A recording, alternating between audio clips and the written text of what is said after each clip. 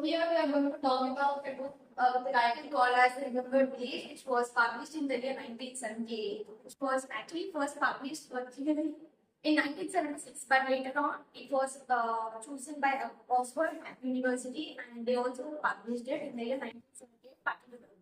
Then after that, it became really very famous because it is known for its ethnographical study of a village called as Ramagura, which is situated in Karnataka. Then it was called as Mysore. Now we are calling it as Ramagura, which is in Karnataka. So it is all about the ethnographical study. In 1940s, ethnographical study is not that famous actually, because it was famous by some anthropologists because they have conducted some ethnographical studies in particular villages. We can see even Richard's son also done research in Newer, right? So like that, many people have done research, but the thing is, ethnographical study was named in those sense. So it was first this person who initiated and then Srinivas. So we took the initiative to conduct the ethnographical studies. Yes, this is Ramagura because it's very diversified. They have diversified gas. So actually, he's a student of Gurier as well as Ramagura Brown. So Brown was the first person who took the initiative that he wanted to conduct research in India, especially in Ramagura as it is diversified. So like that, began. He entered the village called as Ramagura with one associate person, helper. So they have entered the village. Then after entering, they met three people especially. First one was the village headman. He is known as Kulya. So Mulya was the village headman who is a very rich person who also owns a lot of property. So when this person entered to conduct the ethnographical study, Mulya offered him a house to stay, which is a villa house. So there he was given a place to stay. There he stayed. It's just like a movie story. That's one person will go for conducting research, when he offers some help, then he will do all the work and get back. So that's how it all went. So first he took the suggestions of Mulya, like how to go with the village study and all. Then he offered some help. He just gave a suggestion saying that it's, you should stick to one particular person's opinion. You should explore social village and then get the ground realities to be checked. So that's how it went on. So at first he was very new to that village. He didn't know all everything about the village, not even the historical background of that village. So then next chapter deals about the conduct of the people, how they were. So except the rich people, all of the people in the village, especially Lingayats and all, they used to take part in a particular place. So that's a different kind of thing we can see there. Only rich people who take part in their home, other people will go to a particular place and take part over there.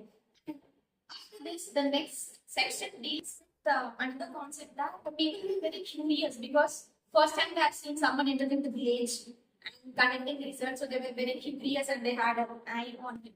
So that's how it went on. Then after that, he will talk to three particular people. He will hold the three people together. They all will sit and talk, like how to went on the village research. Then they will start the research. First, he will try to conduct research, try to know certain things in the village, but it was failed at it. First time he fails to conduct the ethnographical study. Okay, then after that, again, he starts researching, then it will become a good success. It will really pave the path for the further ethnographical studies. Okay, then after that, he speaks about the religion. Ramagura village has many religions. They have many different goddesses. Like every 10 houses have some particular god or goddess which they worship in their own traditional way, which has been coming from many decades. So that's how he mentioned about the religion. Then after that, he speaks about caste.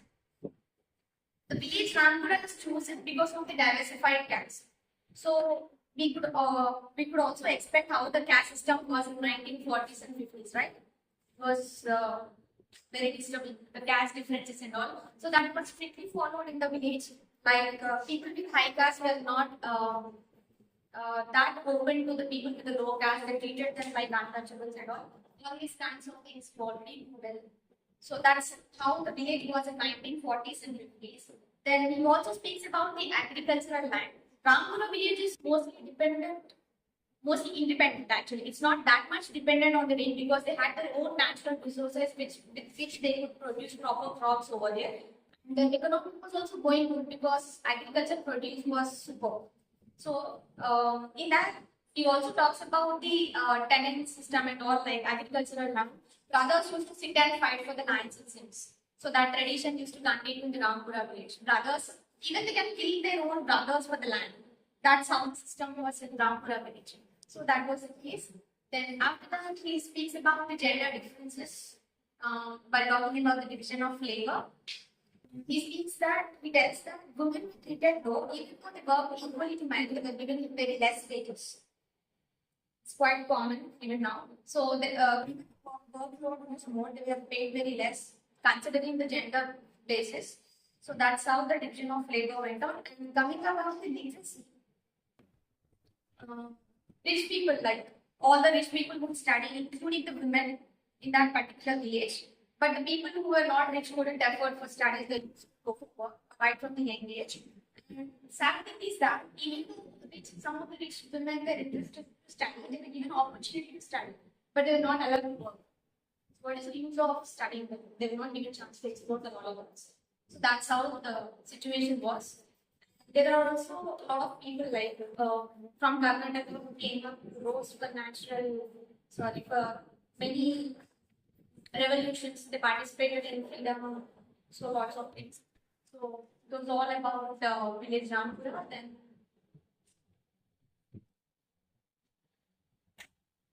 yeah, we could also Susan was very much famous in village Rampura. There were groups between them. There were a lot of differences between them. General human beings will have a lot of differences between thoughts. So that's how factionism also took place, and it rose to high level where people killed and each other. Like each group used to kill the other group. That's how it went on.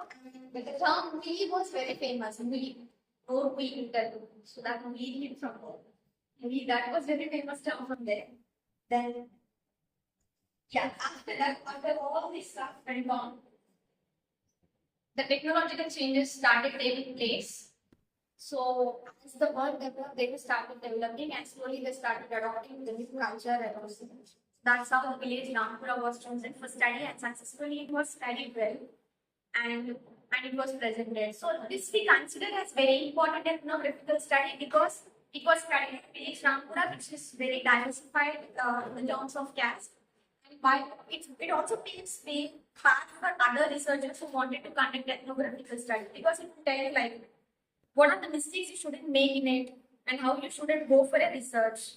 So all these things are also mentioned in that book. It consists of total 356 pages and it includes 10 chapters. So it is very famous. So that is the reason it is very famous that it could really help all the ethnographers who are interested to study or conduct any village study. That's all about the village Rampura.